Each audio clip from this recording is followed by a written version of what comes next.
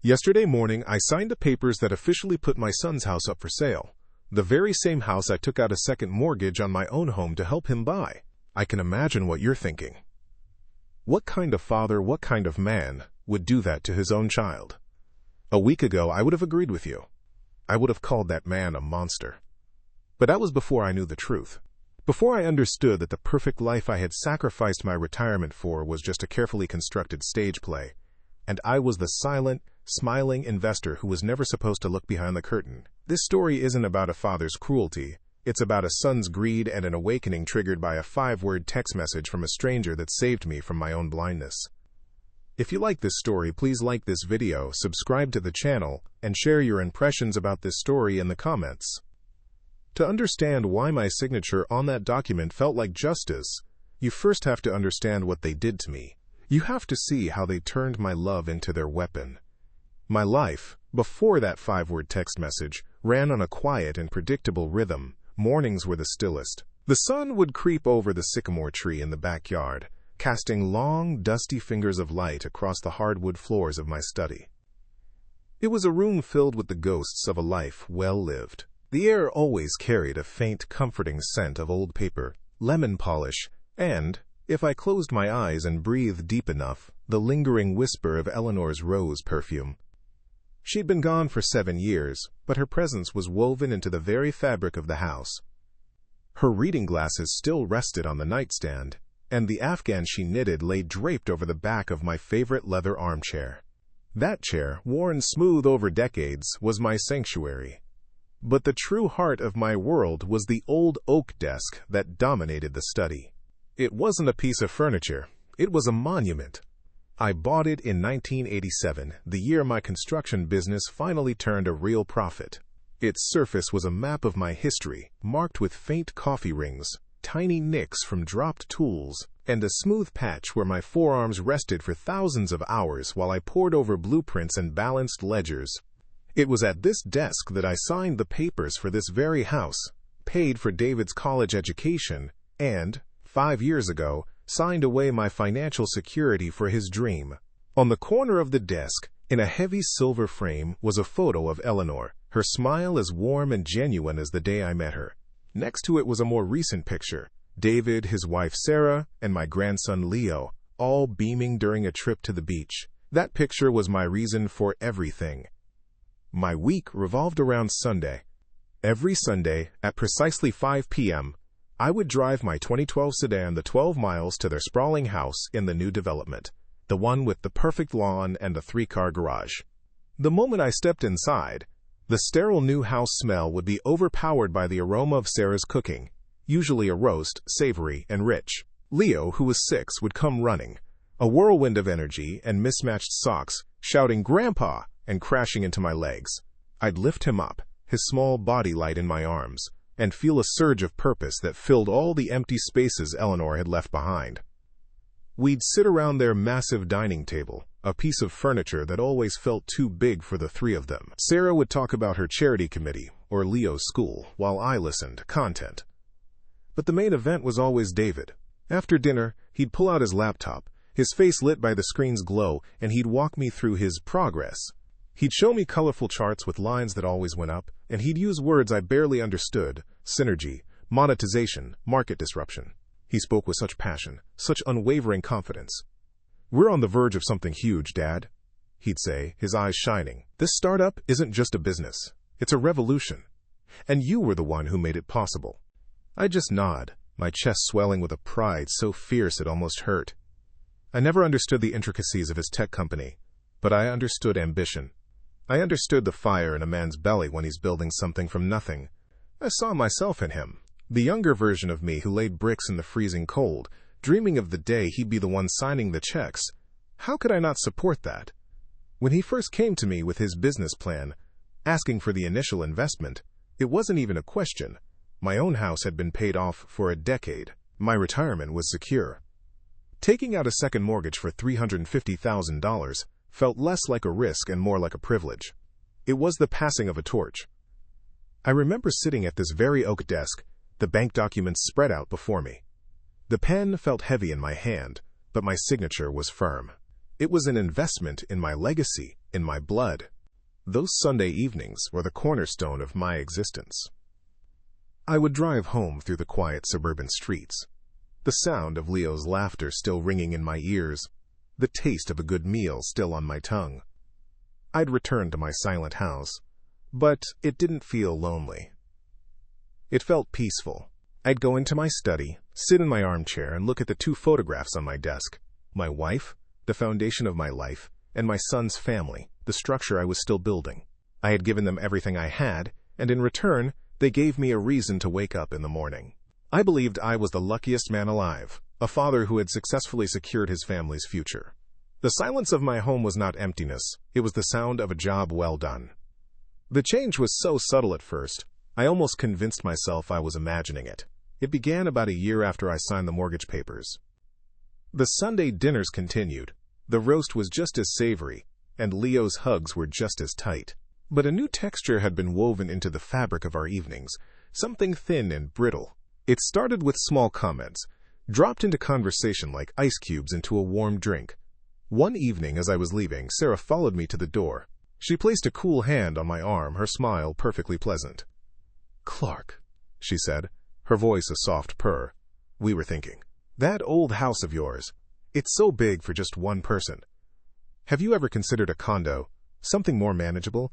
We worry about you rattling around in there." I remember the feeling of the cold night air on my face as I stood on their pristine porch. I looked back at the warm light spilling from their windows. My house wasn't just a house. It was where I had brought Eleanor home as a bride, where we'd measured David's height in pencil marks on a doorframe, where every floorboard held a memory. "It's my home, Sarah." "I'm fine," I said, trying to keep my voice even. She just nodded, her smile tightening ever so slightly. "Of course. Just a thought." It was a thought that felt less like a suggestion and more like an appraisal. Then came the business talk, or rather, the lack of it. My questions about the company, which David once answered with boyish enthusiasm, were now met with a patient, almost condescending weariness. "Dad, it's incredibly complex," he'd say, waving a hand dismissively as he scrolled through his phone. "We're dealing with venture capital, Series B funding, intellectual property valuations. It's a different world from pouring concrete." He wasn't wrong, but the way he said it made me feel ancient and irrelevant. He made me feel like the money I'd given him was old money, simple and crude, and he was now playing a game far too sophisticated for the man who'd made it all possible. My $350,000 had become an inconvenient footnote in his grand narrative. The unease solidified into a cold knot in my stomach the Sunday before Leo's 7th birthday. We were sitting in their living room, the television playing silently in the background. Sarah was showing me pictures on her tablet of a recent weekend trip to a wine country resort. The photos were filled with expensive meals, designer clothes, and poolside smiles. "We just had to get away," she sighed, swiping through the images. "The pressure has been immense." David chimed in from the kitchen. "That's what it takes to build an empire, Dad." Later, as I was getting my coat, David approached me, his expression carefully casual. "Hey, Dad, about Leo's birthday. Sarah found this amazing all-inclusive party venue. It's got everything, but they require the full payment of $2,800 to book it. We're a little cash poor until a big check clears next month. I was wondering if you could." He let the sentence hang in the air between us. I looked from his expensive watch to the tablet still glowing with pictures of their lavish getaway. The math didn't add up. My mind flashed back to the day I bought my oak desk.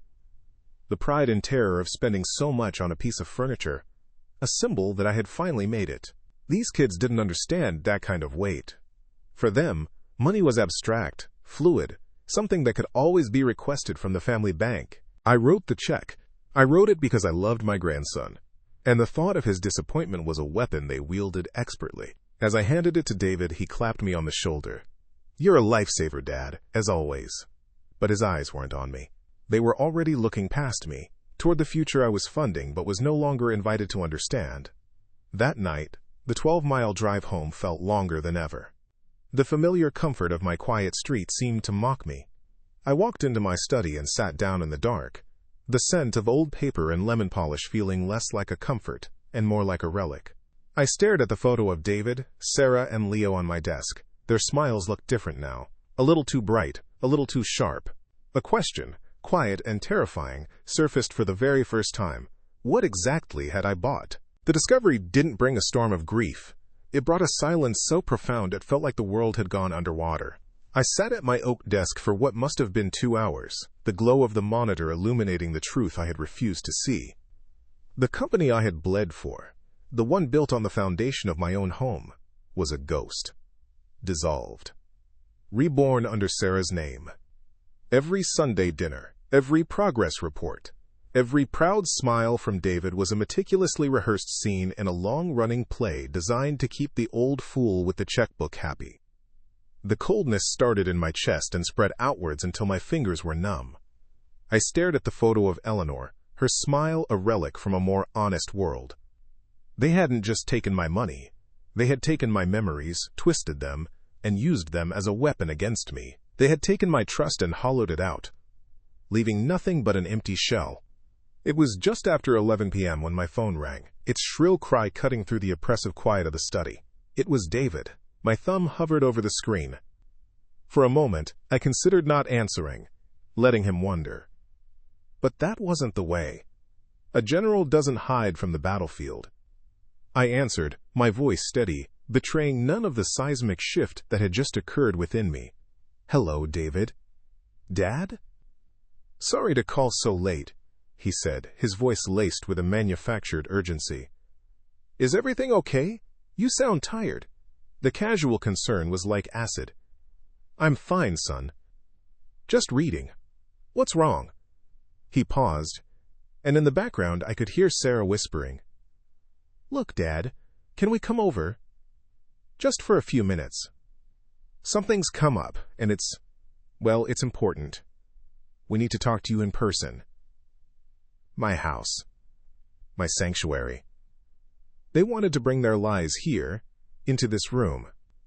"I'll put the coffee on," I said, and hung up. 15 minutes later, their luxury SUV pulled into my driveway, its headlights sweeping across the living room window like searchlights. They came in together, bringing a gust of cold night air with them. Sarah's smile was bright and brittle, while David avoided my eyes, busying himself with taking off his jacket. They followed me into the study, the room where I had just uncovered their treachery. They sat on the 2 visitor chairs facing my desk, looking like a pair of nervous clients about to pitch a desperate idea. I remained standing, my back to the window, the faint light from the street lamp creating a silhouette. I wanted to see their faces clearly. Sarah began, leaning forward and placing her manicured hands on her knees. Her voice was soft, drenched in feigned sympathy. "Clark, we've been so worried about you lately. This big old house. It's a lot for one person to handle. The upkeep, the stairs. We were talking tonight, and we just feel like it's time to have a serious conversation about your future, about your comfort and safety." She glanced around the study, her eyes not lingering on the family photos but on the solid wood trim and the high ceilings, her gaze calculating. It was the look of an investor, not a daughter-in-law. David cleared his throat, finally looking up at me.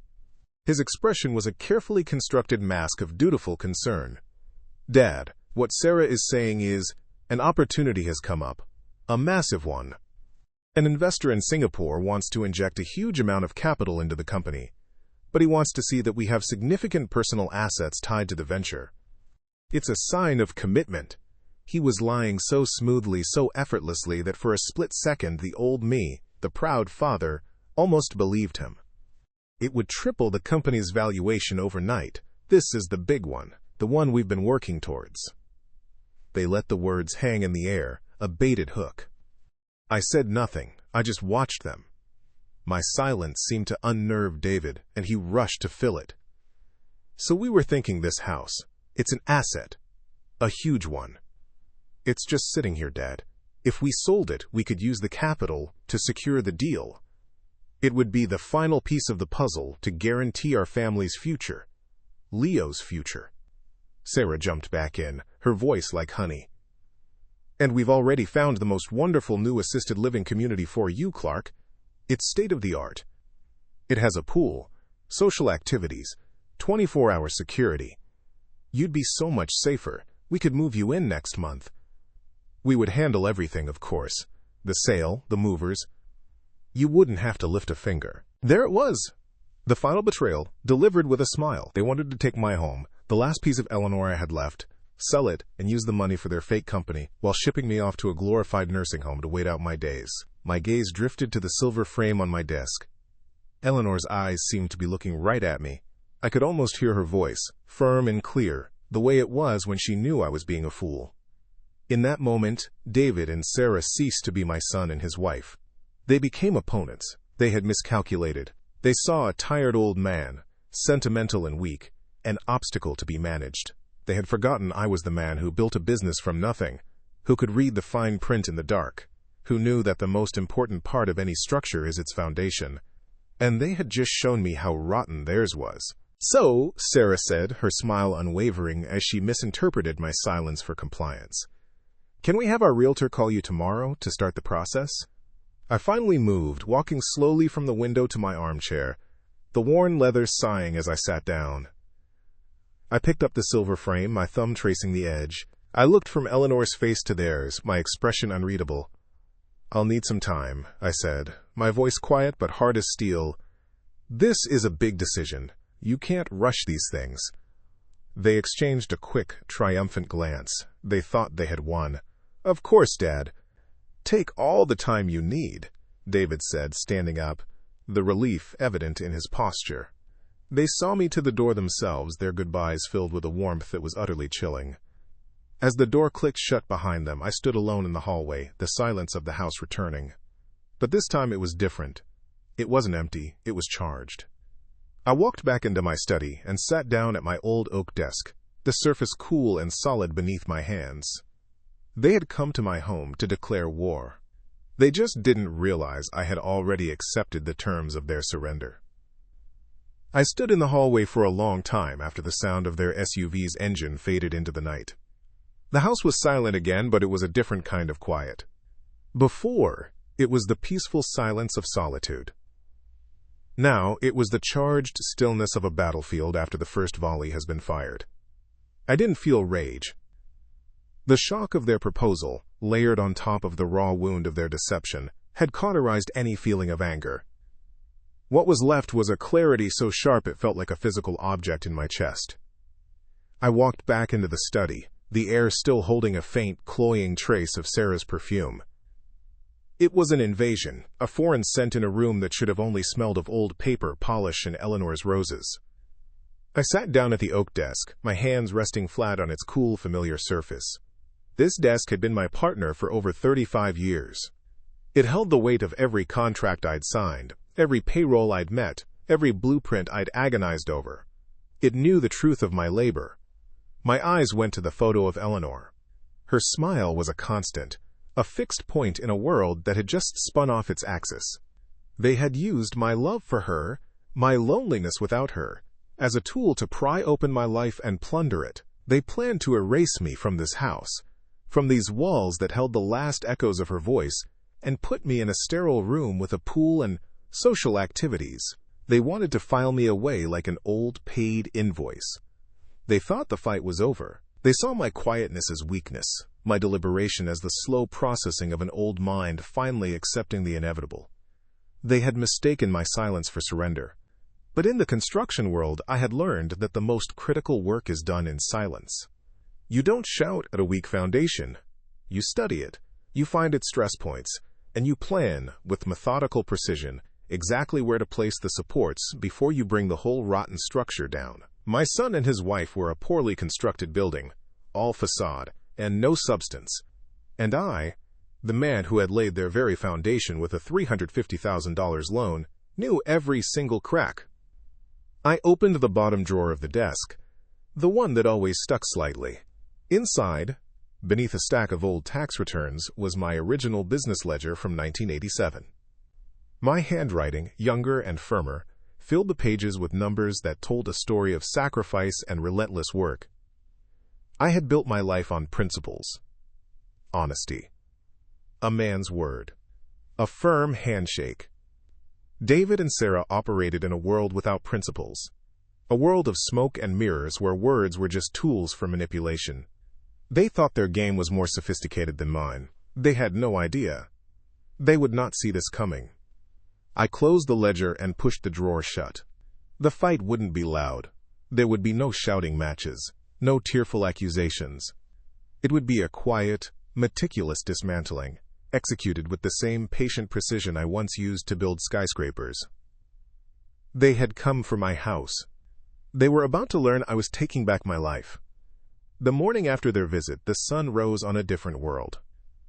It was the same light that had always streamed through my study window, the same dusty fingers reaching across the hardwood floor, but I saw it with new eyes. The house no longer felt like a quiet memorial to a life that was over.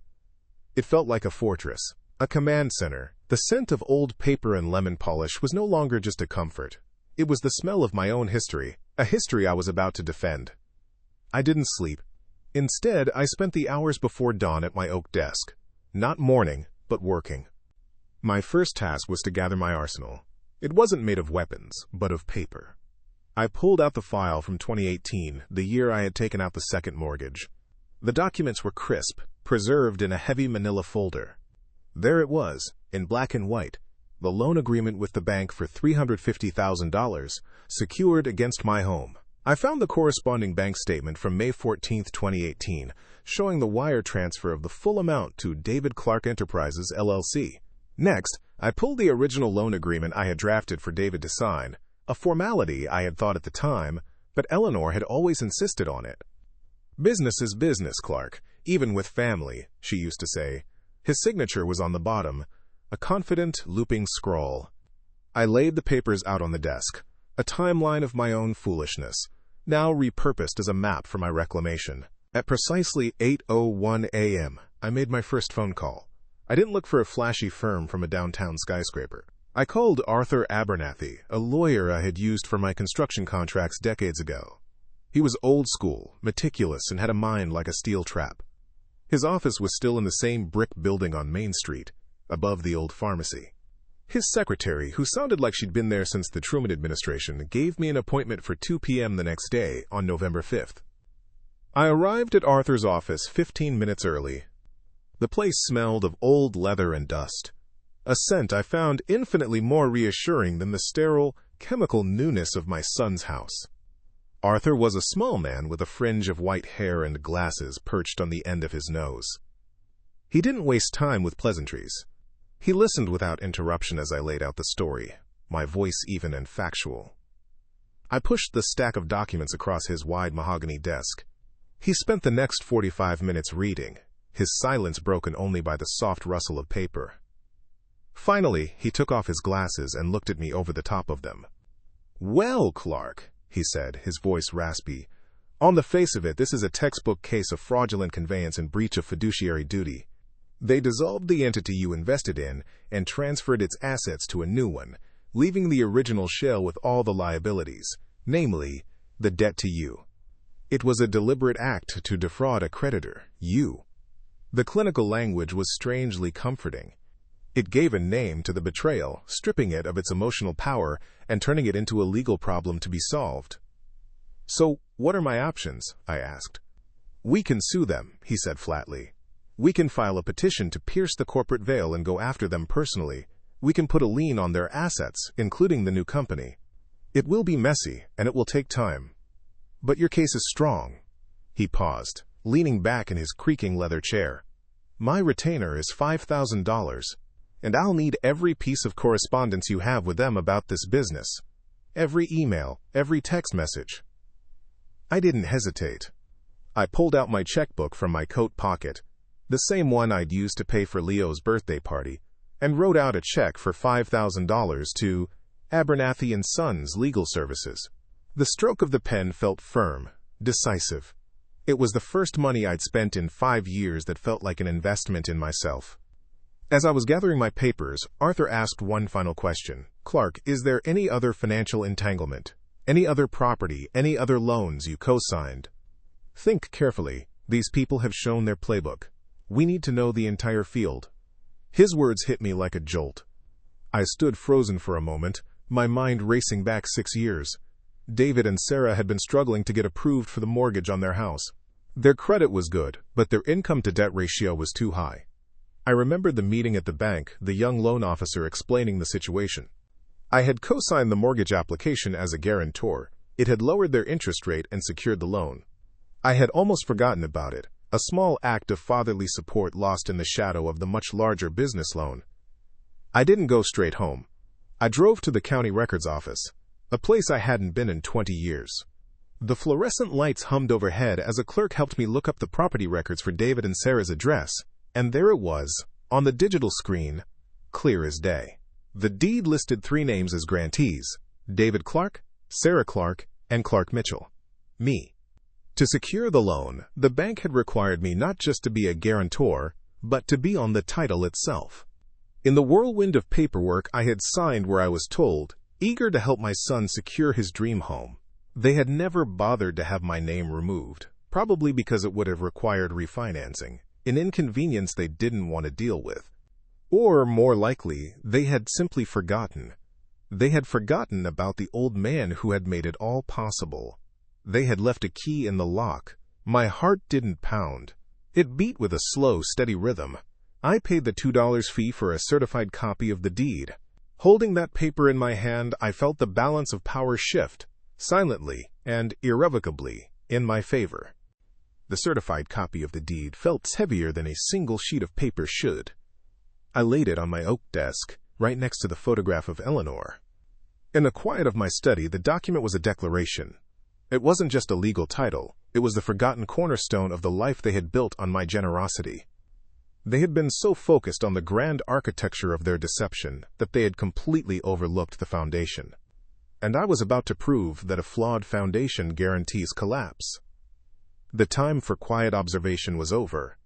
The time for methodical action had begun. The next morning, I was back in Arthur Abernathy's dusty office.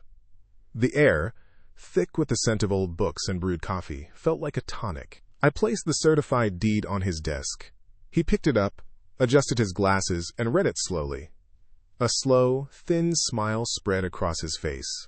It was not a smile of warmth, but of professional satisfaction, like a master carpenter seeing a perfectly straight line. "Well, Clark," he said, placing the deed down with reverence, "this changes the game. This isn't just a shield anymore. This is a sword."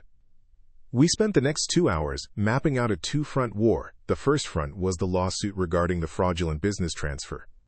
Arthur had already drafted the complaint, a 32-page document that was a masterwork of legal precision. It named David, Sarah, and their new corporation, Aura Innovations, Inc., as defendants. The complaint detailed, with excruciating clarity, the timeline of events. My initial investment of $350,000 on May 14, 2018, the dissolution of David Clark Enterprises, LLC, on March 22 of the previous year, and the subsequent transfer of all assets to the new entity controlled solely by Sarah.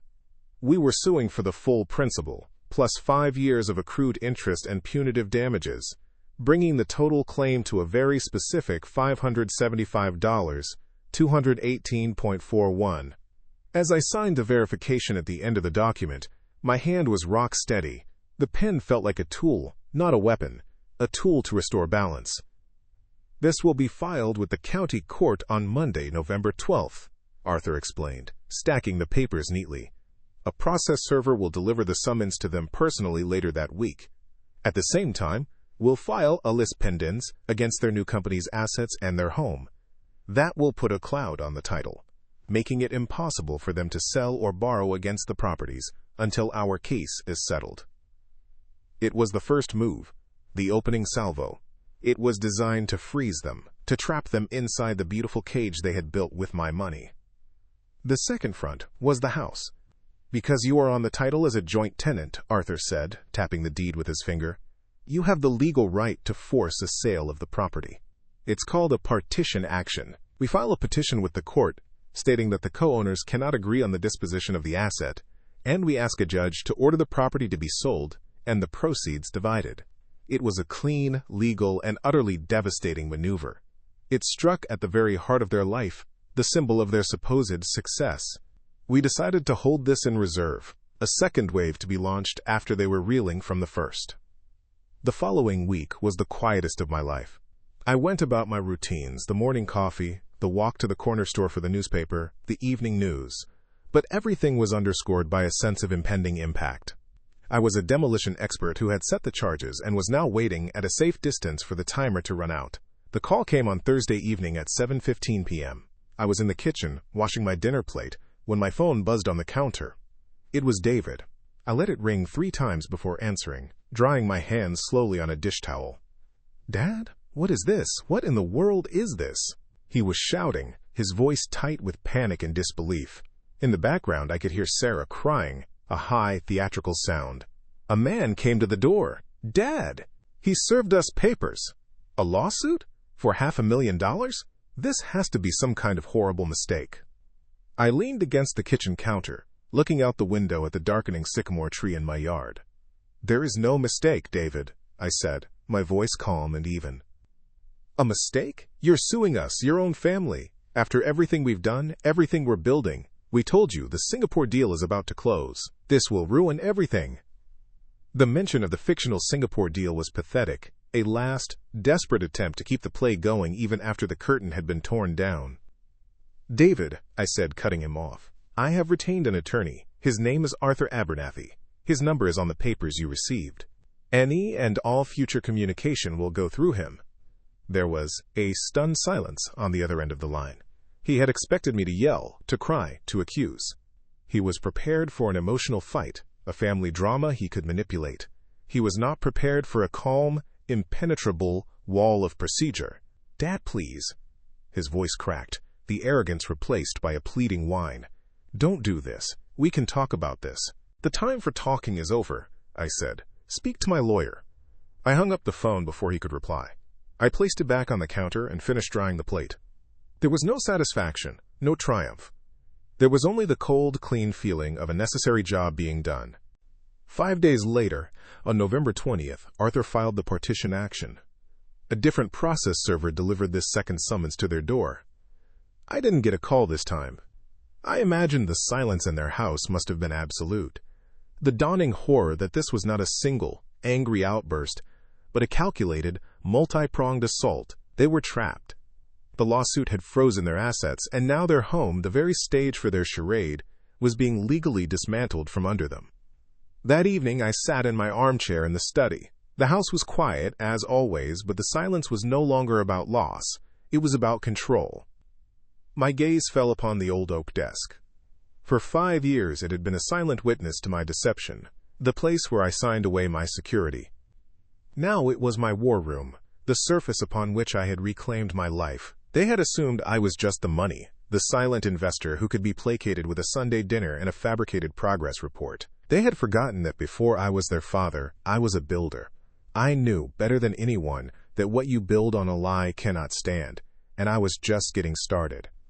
The legal filings were like stones dropped into a still pond. The silence that followed was just the ripples spreading out, gathering force before they crashed against the shore.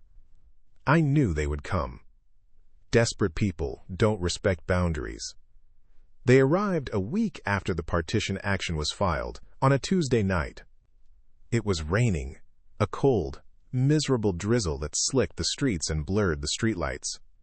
I heard the car first, a high-end engine whining as it took the corner onto my street too fast.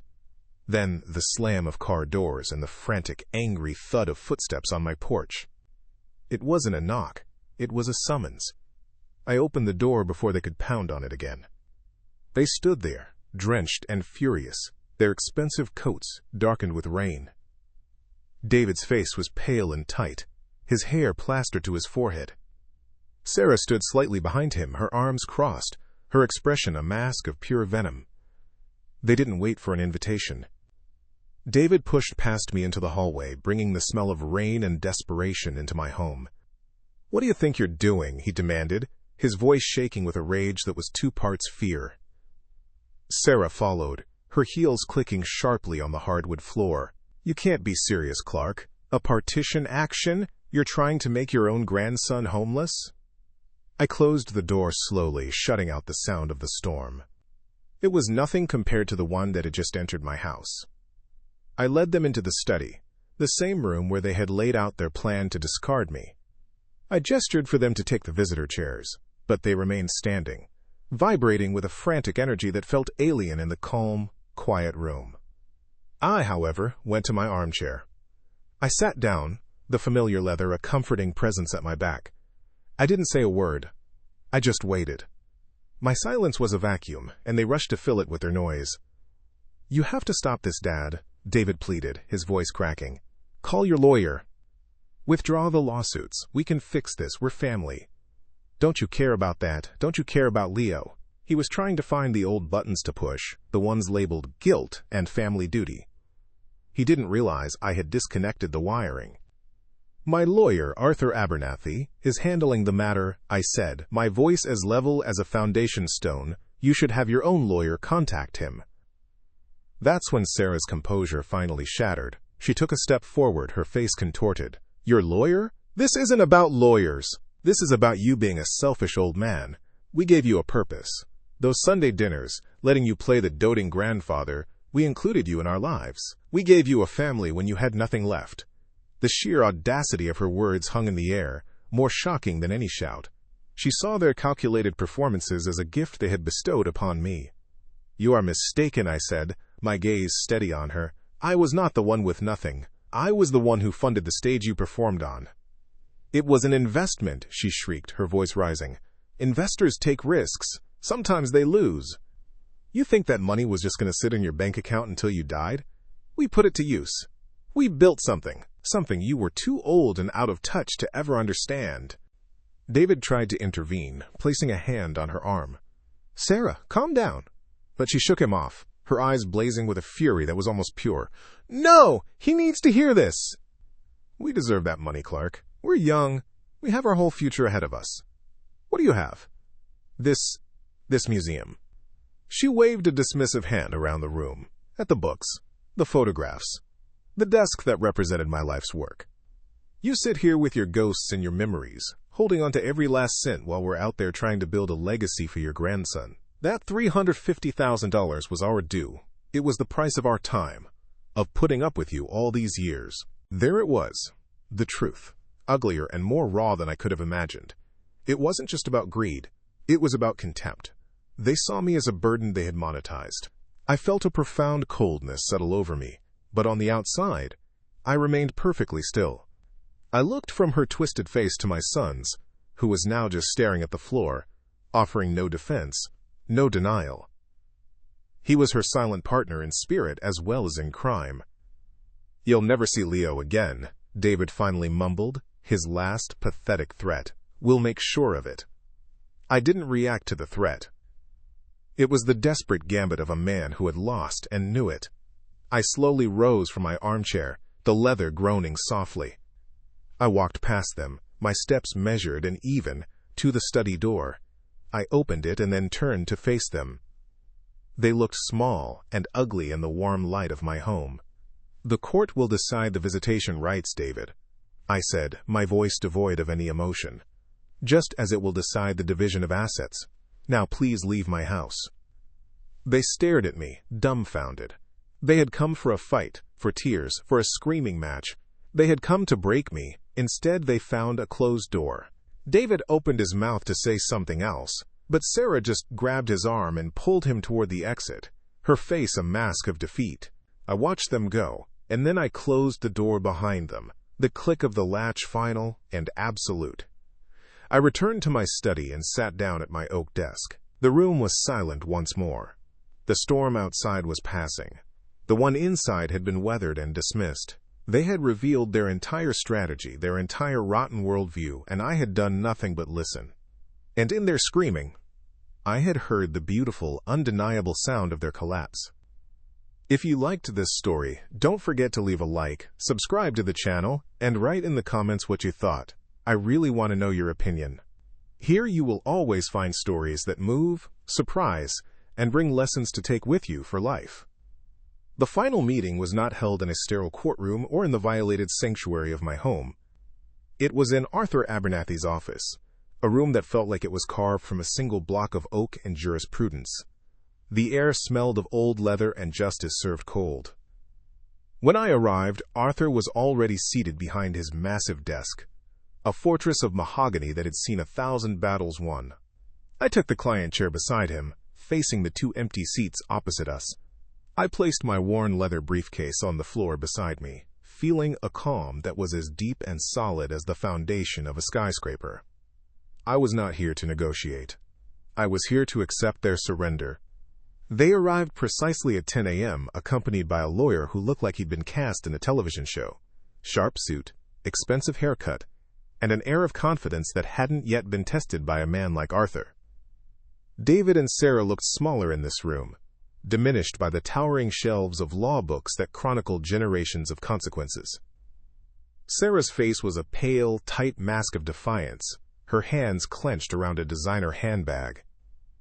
David just looked exhausted, the shadows under his eyes telling a story of sleepless nights.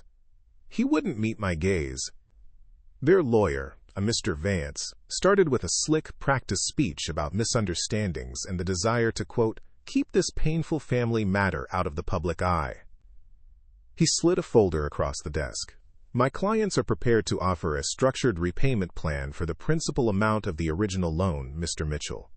A sum of $2,800 a month for the next 15 years. In return, we ask that both the lawsuit and the partition action be dismissed immediately. Arthur didn't even open the folder. He pushed it back across the desk with one finger. Mr. Vance, he said, his voice a gravelly rumble, your clients are not in a position to offer terms. They are in a position to listen to them. They committed fraud. The paper trail is as clear as a surveyor's line. If this proceeds, they will not only lose the civil case, they will be facing a criminal investigation from the district attorney's office. Perjury during deposition is a serious offense. He let that hang in the air, the words landing with the weight of iron beams. I watched as the last bit of color drained from David's face. Mr. Vance's professional smile faltered. I decided it was time. I reached into my briefcase and pulled out a single, thick document, placing it on the desk between us. It was a settlement agreement, drafted by Arthur to my exact specifications. There is no negotiation, I said, my voice quiet but filling the room. There are two paths. The first is the one Mr. Abernathy described. We go to court. You will lose everything. The house, the company, your reputations. And you will do it all under the harsh lights of a public courtroom. I paused, letting them absorb the image. Then I tapped the document. The second path is this. You sign this agreement today, right now. What is it? David asked, his voice barely a whisper. It is a full and final settlement, I continued, my eyes locked on his. The house will be listed for sale within 48 hours with a realtor of my choosing. From the proceeds, I will be paid the full amount of my claim, $575,218.41, not a penny less. Sarah let out a choked gasp. That's everything. We'll be left with nothing. You started with nothing, I said, my voice flat without malice. You will simply be returning to your original state. But there's more. I leaned forward slightly. The agreement stipulates that from my recovered funds, I will establish an irrevocable trust for my grandson, Leo. A sum of $250,000 will be placed in it, to be managed by a third-party trustee for his education and future. You will have no access to it and no control over it. You will sign away that right. My final investment will be in his future, not yours. The mention of the trust was the final blow. It wasn't just about the money, it was about control, about legacy. I was erasing them from their own son's financial future, protecting him from the very poison that ran through their veins. David finally looked up at me, his eyes pleading. Dad, why? I reached into my briefcase again and pulled out my old dog-eared ledger from 1987, the year I started my company. I opened it on the desk, the pages filled with my own handwriting. A meticulous record of every dollar earned, every debt paid. I built my life on this, I said softly, running a hand over the faded ink. Honesty, hard work, building things that last. You took my money and you built a house of cards. Foundations matter, David. You thought I was the weak point in your structure. You were wrong. I was the only part that was ever real. David slumped in his chair, utterly defeated. Sarah stared at the settlement, her eyes burning with a hatred that had no power left. Their lawyer, Mr. Vance, picked up the document and read it quickly. He knew a checkmate when he saw one. He looked at his clients and gave a single, almost imperceptible nod. It was over. Arthur slid 2 pens across the desk. The only sound in the room was the quiet hum of the air conditioning and the scratching of the nibs as they signed their names, their hands trembling slightly. They didn't just sign away a house and a lawsuit. They signed away their lies, their arrogance, their entire fabricated world. As they stood to leave, ghosts in their own expensive clothes, I remained seated. They walked out of the room without looking back. The door clicked shut, leaving Arthur and me in the quiet, victorious aftermath. I looked at the signed papers, the legal confirmation of their downfall. It brought no joy, only a profound sense of balance restored. It was the quiet, solid feeling of a job well done. The sale of David and Sarah's house closed on a Tuesday, exactly 3 months after that final meeting in Arthur's office. The wire transfer of $575, 218.41, appeared in my bank account at 2:17 p.m. I watched the numbers materialize on the screen, not with a surge of triumph, but with a quiet, profound sense of order being restored. The world, which had been tilted on a crooked axis, had finally righted itself. That evening, I walked through my house, and the silence felt different yet again. It was no longer the charged silence of a command center, nor the lonely silence of a widower. It was the deep, peaceful quiet of a home that is truly and completely your own, a fortress whose defenses had been tested and had held firm. The air no longer carried the phantom scent of Sarah's perfume. It was back to its familiar notes of old paper, lemon polish, and the faintest memory of Eleanor's roses. My study, once a war room, has returned to being my sanctuary. The files related to the lawsuit, thick with affidavits and motions, are gone, archived in a box in the attic. The surface of my old oak desk is clear again, except for the essentials: my reading lamp, a blotter, and the heavy silver frame holding the picture of Eleanor. Her smile no longer feels like a relic from a more honest world. It feels like a quiet affirmation, a partner's knowing glance that says, "I knew you still had it in you." The desk itself, the monument to my life's work, feels redeemed. For 5 years it was the scene of my greatest folly, the place where I signed my security away. For a few intense weeks it was where I waged a quiet war. Now it is simply my desk again, a solid, dependable friend that holds the weight of my history and the peace of my present. The trust for Leo was established the following week. He will never have to depend on the whims of his parents for his education or his start in life. The court granted me supervised visitation twice a month, and our first meeting was at a small park halfway between my house and the apartment they now rent. When I saw him running toward me, his hair flying, shouting, "Grandpa," just as he always had, any lingering bitterness in my heart evaporated. He is the innocent cargo from this shipwreck, and I will be the steady lighthouse in his life. He doesn't understand the details, only that things are different. But as we sat on a bench sharing an ice cream cone, he looked up at me with those wide, honest eyes, and I knew I had made the right choice. I had not destroyed a family. I had protected its most valuable member. Last night, I did something I hadn't been able to do for months. I picked up the other photograph from my desk, the one of David, Sarah, and Leo on the beach, their smiles looking so sharp and false. I looked at it for a long time, not with anger, but with a detached clarity. They were strangers to me now, characters from a play that had finished its run. I didn't smash the frame or tear the picture. That would be their kind of drama. Instead, I opened the bottom drawer of the desk, the one that always sticks, and placed the photo inside, face down. I closed the drawer. In its place, I put a new, smaller photo in a simple wooden frame, one of Leo and me, taken last week at the park, both of us grinning with ice cream on our faces. The foundation of my life is no longer about them. It's about the legacy I build from this day forward, on solid ground, with honest materials. They say time heals all wounds, but I believe it does something more important. It offers clarity. The sharp pain of betrayal fades, and in its place, a lesson settles in, hard and clear as granite. Looking around my study now, at this old oak desk that has seen it all, I understand that my fight was never truly about the money. It was about dignity. My son and his wife saw my quiet life, my love for my family, and my age as weaknesses. They mistook my kindness for a flaw in my foundation. But the foundation of a life isn't built with steel and concrete. It's built with principles. It's forged in honesty, integrity, and self-respect. When someone tries to bulldoze that, you don't meet them with rage and chaos. You stand on your ground, use the truth as your unwavering blueprint, and let their own rotten structure collapse under the weight of its own lies. This story wasn't about revenge. It was about reclaiming the final chapter of my own life and ensuring the first chapter of my grandson's was built on something solid.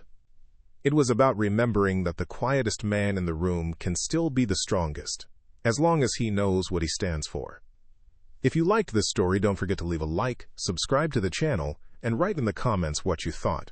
I really want to know your opinion. Here you will always find stories that move, surprise, and bring lessons to take with you for life.